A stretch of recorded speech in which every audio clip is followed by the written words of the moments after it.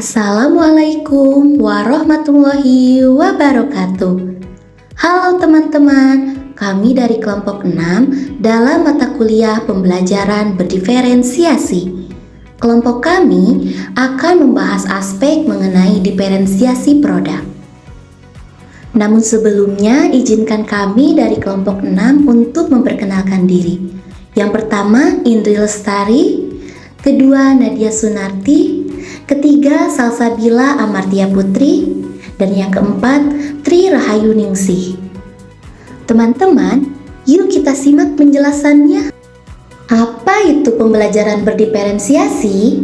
Pembelajaran berdiferensiasi adalah pendekatan pengajaran yang menyesuaikan instruksi, materi, dan evaluasi untuk memenuhi kebutuhan, minat, dan kemampuan yang beragam dari siswa.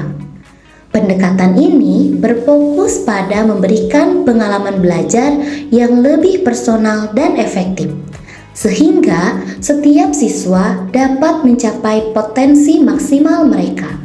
Teori yang mendasari pembelajaran berdiferensiasi mencakup yang pertama, teori kecerdasan majemuk, yaitu mengakui bahwa setiap siswa memiliki gaya belajar dan kecerdasan yang berbeda. Yang kedua, teori belajar konstruktivis, yaitu menekankan bahwa siswa membangun pengetahuan melalui pengalaman dan interaksi sosial. Macam-macam pembelajaran berdiferensiasi. Yang pertama, berdiferensiasi berdasarkan konten, yaitu menyesuaikan materi atau kurikulum yang diajarkan. Misalnya, dengan memberikan bacaan yang berbeda sesuai tingkat pemahaman siswa. Yang kedua, berdiferensiasi berdasarkan proses, yaitu mengubah cara pengajaran seperti menggunakan berbagai metode seperti diskusi, proyek, dan permainan untuk mengakomodasi berbagai gaya belajar. Yang ketiga, berdiferensiasi berdasarkan produk, yaitu mengizinkan siswa untuk menunjukkan pemahaman mereka dengan cara yang berbeda, seperti presentasi, poster, atau esai. Yang keempat, berdiferensiasi berdasarkan lingkungan, yaitu mengatur ruang kelas dan lingkungan belajar yang mendukung berbagai aktivitas sehingga siswa merasa nyaman dan terlibat.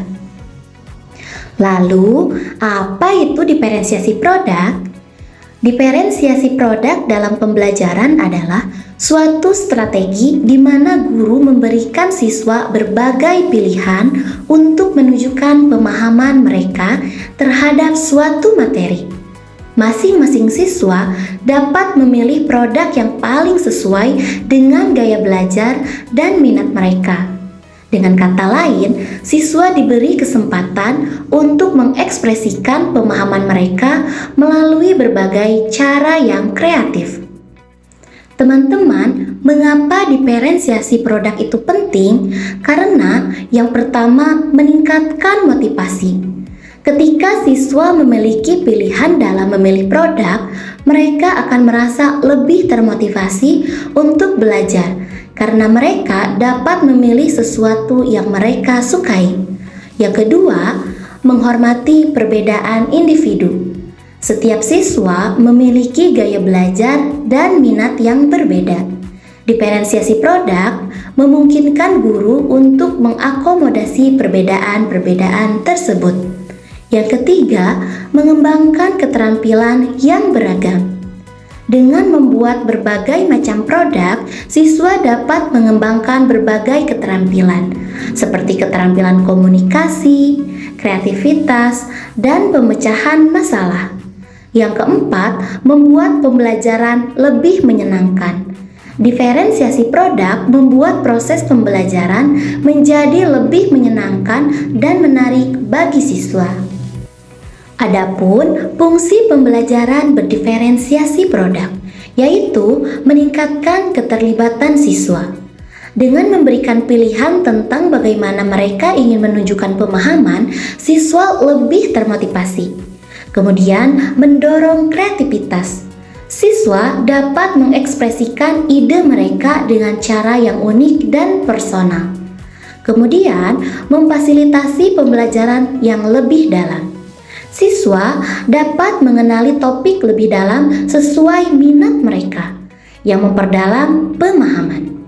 Yang terakhir, mengakomodasi beragam keterampilan, memungkinkan siswa dengan berbagai tingkat kemampuan untuk berhasil dalam pembelajaran.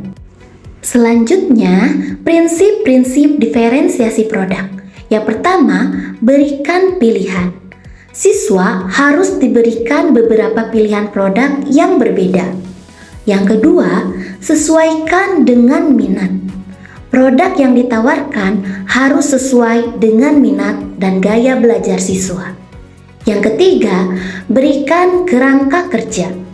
Meskipun siswa diberikan kebebasan, tetapi berikan kerangka kerja yang jelas agar mereka tahu apa yang diharapkan. Yang keempat, berikan umpan balik. Berikan umpan balik yang konstruktif kepada siswa tentang produk yang mereka buat.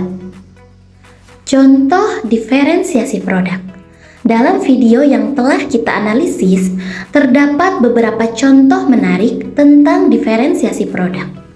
Dalam video yang pertama, siswa diberikan pilihan untuk menunjukkan pemahaman mereka melalui teka-teki silang. Ini merupakan produk yang berbeda dari sekedar menjawab pertanyaan esai atau mengerjakan soal pilihan ganda. Kemudian dari video yang kedua, siswa diberikan kebebasan untuk memilih produk yang ingin mereka buat, seperti gambar, lagu, cerita, atau model 3D. Ini memungkinkan siswa untuk mengeksplorasi minat dan bakat mereka secara individual. Adapun contoh lain diferensiasi produk adalah yang pertama, tulisan. Siswa dapat memilih untuk menulis cerita pendek, puisi, atau artikel tentang suatu topik. Yang kedua, presentasi. Siswa dapat membuat presentasi menggunakan PowerPoint, Prezi, atau video. Yang ketiga, proyek seni.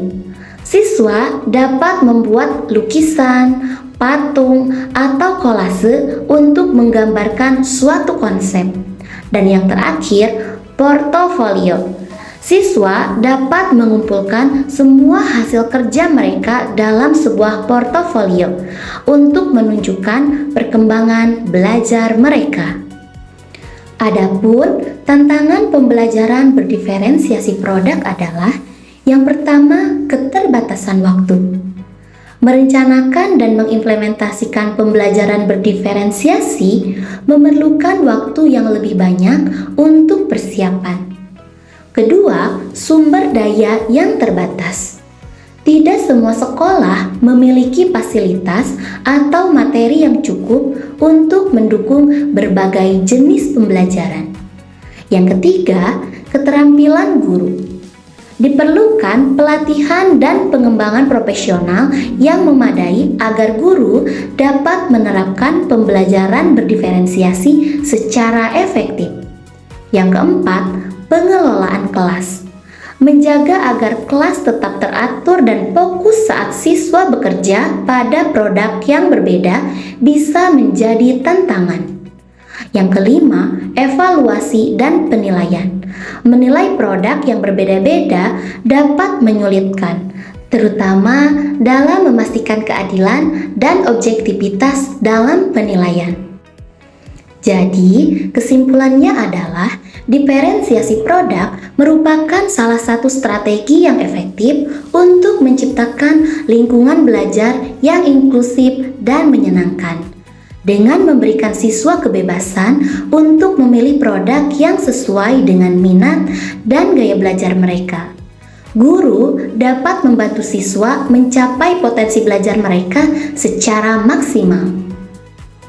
Sekian penjelasan dari kelompok kami. Terima kasih. Wassalamualaikum warahmatullahi wabarakatuh.